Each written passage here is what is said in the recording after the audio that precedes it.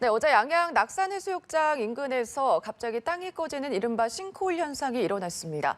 이 사고로 편의점 건물 일부가 무너져 내렸는데요. 왜 이런 사고가 일어난 건지, 막을 방법은 없는 건지 이수근 전 서울시립대 토목공학과 교수 그리고 김성은 변호사와 이야기 나눠보겠습니다. 두 분 어서 오십시오. 안녕하세요. 네, 강원도 양양 낙산해수욕장 인근에서 싱크홀이 발생을 했습니다. 이게 영상을 보니까 편의점이 두 동강이 나면서 무너져 내리더라고요. 근데 피서철이기 때문에 많은 이제 사람들이 몰렸을 텐데 다행히 인명피해는 없었거든요. 구체적으로 어떤 상황이었습니까? 네, 이제 말 그대로 이제 큰 재난으로 이어질 수 있는 상황이었습니다. 그리고 폭이 12m 정도에 이를 정도였고, 또 그 위에 편의점이 있었기 때문에 건물이 붕괴되기도 했고요. 사실은 만약에 이게 사람들이 붐비는 시간대에 이루어졌다면 당연히 또 인명 피해가 발생을 했겠죠. 예. 그래서 결과적으로는 그러면 왜 멀쩡한 땅이 갑자기 무너졌을까? 그리고 무너진 원인에 대해서 무슨 일이 있었을까에 대한 것들을 조사하고 확인해 볼 필요가 있고요. 특히 이제 인근에는 다른 또 이제 관광지다 보니까 투숙객들 90명 정도가 있었는데 네. 긴급 대피했다고 합니다. 추가적으로 저희가 확인해야 할 거는 이 사고가 왜 발생했고 무엇이 원인인지에 관한 부분과 나아가서 혹시라도 그 원인이 아직도 계속되거나 영향이 있다면은 주변에 또 다른 부분들에 영향을 미칠 수 있는 부분들을 확인을 해가지고 혹시라도 발생할 수 있는 문제들을 방지해야 할 것 같고요. 또 오늘 전문가의 교수님께서 나와주셨기 때문에 근본적으로 이런 원인들을 차단하고 제거하고 사전에 방지할 수 있는 그런 부분들에 대한 논의 또한 이어져야 하는 그런 상황입니다. 네, 왜 발생한지가 중요할 것 같은데 교수님께서도 해당 영상을 보셨을 것 같아요. 이 주민들에 의하면 10여 차례 올 초에도 전조 증상이 있었다고 하더라고요. 네. 그래서 교수님도 3월 말에 양양에 다녀오셨는데 그때 상황은 어땠습니까? 네, 그때를 제가 방송국에서 해서 자문하러 갔었는데요. 네. 그때는 싱크홀이 규모가 좀 작았어요. 지금보다도. 근데 왜 그러면 그때는 깊이 파지 못했거든요. 좀 더 깊이 파면 규모가 커지는 거고, 싱크홀이요. 그때는 한 10m 정도, 좀 15m 정도 했고, 지금은 한 25m 정도 판 것 같아요. 그러면 규모가 커지거든요.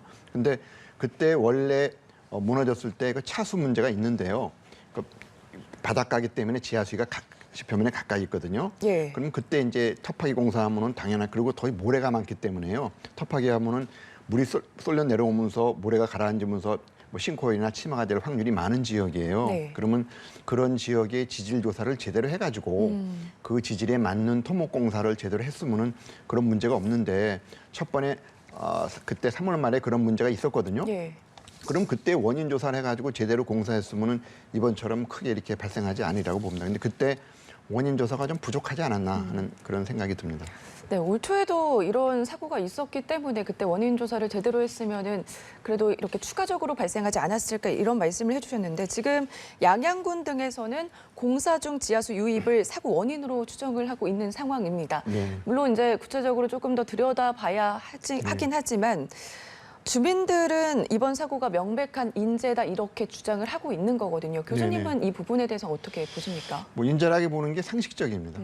그리고 여기뿐만 아니라 우리나라에서 대도시에서 이렇게 재개발 같은 거 할 때 지하 터파이 공사를 하거든요. 예. 그러면서 주변에 도로나 뭐 건물들이 균열 나는 경우가 뭐 상당히 빈번합니다. 여기뿐만 아니라. 그래서 그런 것들은 공사에 의한 인재라고 보는 게 뭐 상식적입니다. 예, 그러면 자연재해가 아니라 인재로 네네. 봐야 된다 이런 네. 입장이신 거죠. 그렇다면 이제 그런데 요즘에 보면은 잊을만 하면은 싱크홀 사고가 발생을 하고 있는 것 같거든요.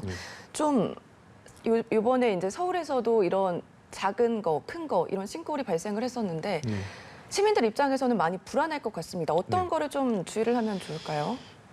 사실은 불안해할 게 아니고요. 지금 우리나라가 뭐가 있냐면 이 토목 공사를 하면서 사실 간단합니다. 이거를 지금 전국적으로 비일비재한데요. 그리고 서울에서도 이렇게 나는 것들은 뭐 상하수도관 불량 때문에 나는 경우도 있고요. 규모가 이렇게 대규모로 나는 것들은 주로 토목 공사의 인근에서 나는 거거든요. 이런 것들을 해결하기 위해서는 사실은 어떻게 해야 되냐면 네. 정부에서 이런 것들 인허가 할 때 새로운 건물을 지하 터파기 하면서 주변에 뭐 건물이나 도로에 뭐 균열이나 이렇게 치마나 뭐 싱크홀이 나게 되면은 무조건 공사 중단하고 책임을 진다. 네, 그러는 거를 서약서나 각서를 받고 인허가를 주면은 그 공사하는 업자들이 알아서 그 지역의 지질이나 주변에 있는 건물에 맞게끔 공사를 하죠. 그러니까 그 지질이나 지형의 어떤 건물이나 상태에 맞게끔 토목 공사를 하지 않았기 때문에 발생하는 건데 결론적으로 돈이거든요. 예. 정체성 때문에 그렇습니다. 그렇습니까?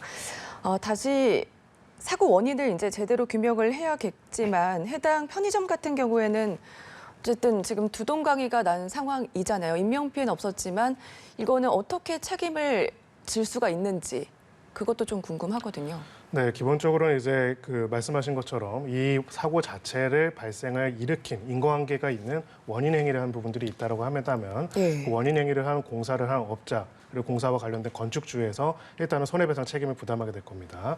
포괄적으로는 이제 민사상 불법행위 책임이라는 게 있습니다. 고의 또는 과실로 인한 위법행위로 해서 타인에게 손해를 가한 경우에 거기에 손해배상 책임을 지게 하는 건데요. 그러면 일단 1차적인 관점에서는 바로 그런 공사나 그런 부분에서의 문제가 이 싱크홀의 원인이 됐다는 부분에 대한 입증이 또 문제가 발생을 하게 될 것입니다. 네. 이 입증이 되게 된다면은 기본적으로는 불법행위로 인한 손해배상 책임을 지게 되고요.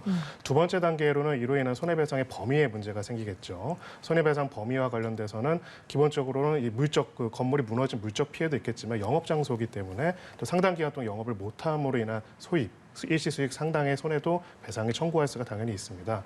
하지만 우리가 또 여기서 한 가지 더 짚어볼 거는 예. 이 공사가 그냥 무단으로 이루어지지 않았다면은 관할 지자체에서 인허가들을 했을 거란 말입니다. 결국 이제 관할 지자체나 지자체 입장에서 이런 부분들을 제대로 관리 감독하고 인허가를 했는지 만약 그런 것들이 없기 때문에 결론적으로 이런 사고가 발생했다면은 여기에 대한 해당되는 지자체의 책임 또한 물을 수 있을 것입니다. 네, 시우 측에서도 지금 점주가 피해 없도록 보상을 하겠다 그런 입장을 밝혔는데 요즘에 보면은 과거보다 싱크홀이 굉장히 많이 발생하고 있고 그 범위도 굉장히 크잖아요. 네. 그 관련된 통계도 좀 있을 것 같은데 그것도 설명해 주시죠. 그거는 왜 그런가 하면요. 지금 우리나라에서 지금 재개발이 대도시에서 많이 되고 있거든요. 예. 그리고 빌딩들이 크게 올라가지 않습니까? 올라가면은 지하층을 많이 파게 돼 있어요. 요번도 한 6층인가 7층 정도 한다 그러거든요. 그러니까 더 옛날에는 깊이 파지 않았는데 지금 깊이 많이 파니까 주변에 싱크홀의 영향 범위가 많아지는 겁니다. 지금 규모도 커지고 지금 공사가 점점 대규모가 되기 때문에 그렇거든요. 네. 그거는 필연적으로 많아질 수밖에 없습니다. 앞으로. 지금 이 사고로 인해 가지고 국토교통부에서도 중앙지하사고조사위원회를 구성을 해서 왜 이런 일이 일어났는지를 표명을 하고 추가 피해를 예방하기 위해서 집안 탐사도 수행할 것으로 보이는데 어떤 조사가 그렇다면 이루어지게 되는 거예요? 저는 이거를 사실은 무너지고 나서의 원인 보는 거는 쉽습니다, 사실은. 그런데 무너지고 나서 국토부에서 지금 뭐 중앙에서 관여하는 거는 너무 늦었다고 봅니다. 항상 지금 이런 식이거든요. 근데 여기서 지금 우리가 이번 양양 사건에서 우리가 조심해서 봐야 될 거는 왜 사전에 막지 못했는가. 그게 더 중요한 겁니다. 원인은 사실은 원인은 전문가들이 보면 쉽게 알아낼 수 있거든요. 근데 사전에 예측하는 게 쉽지 않아요. 예. 그렇군요. 지금 미리 사전에 이제 일어나고 난 뒤에 하는 게 아니라 그 전에 미리미리 해야 됐다 이렇게 네네. 말씀을 해주셨는데 그렇다면 구체적으로 교수님이 보시기에는 어떤 부분이 지금 미흡하고 앞으로 추가적으로 관련된 그런 게 나온다면 어떤 거를 좀 구체적으로 지금 우리나라도 보면 좋을까요? 국가 재난안전관리 시스템이 있습니다. 예. 그런데 예방 차원에서는 형식적입니다. 그러니까 작동이 안 합니다. 이번에 보면 주민들이 올해도 7차례를 민원 넣었다 그러지 않습니까?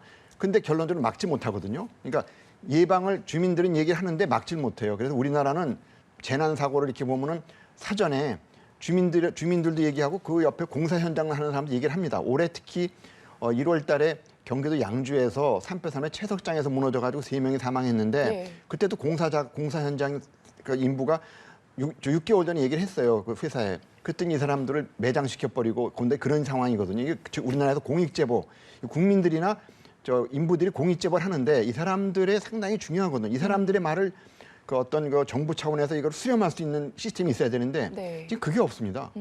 그게 바로 이번 사건이거든요. 예. 이거를 개선하지 않으면은 다른 데는 마찬가지입니다. 이번에 원인해가지고 물론 누군 처벌을 해야겠지만 네. 가장 중요한 거는 우리나라 국가 재난안전관리 시스템이 지금 작동하지 못한다. 이거를 지금 아셔야 돼요. 왜냐하면 여러 군데서 똑같은 게 발생한다는 얘기는 시스템적인 문제거든요. 예. 이 공사하는 업자만 저는 문제 있다고 생각되지 않습니다. 그러니까 현장의 얘기도 좀 들어보면서 이렇게 구체적인 그런 대책 마련이 나와야 될 것 같습니다. 네, 지금까지 어제 오전에 발생한 양양 싱크홀과 관련해서 이수곤 전 서울시립대 토목공학과 교수님과 이 내용 짚어봤습니다. 고맙습니다. 네, 감사합니다.